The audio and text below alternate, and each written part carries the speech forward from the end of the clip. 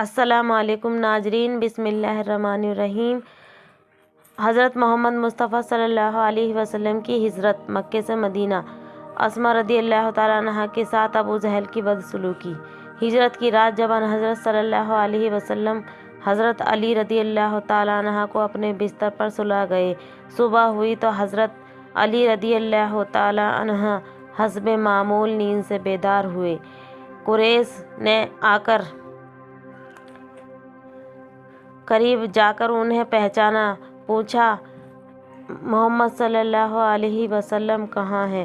حضرت علی رضی اللہ تعالیٰ عنہ نے جواب دیا، مجھے کیا خبر، میرا پہرا تھا، تھام لو۔ لوگوں نے انہیں نکل جانے کا دیا اور وہ نکل گئے۔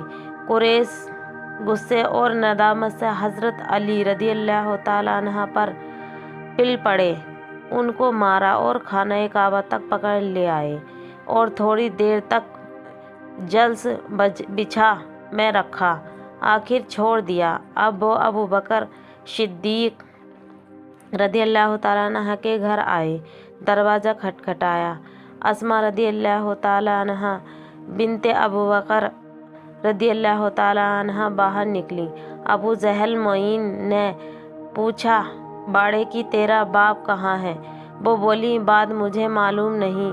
بد زبان درست خواہ ابو جہل لعین نے ایسا تماچا مارا کہ آپ رضی اللہ تعالیٰ عنہ کی کان کی بالی نکل گئی۔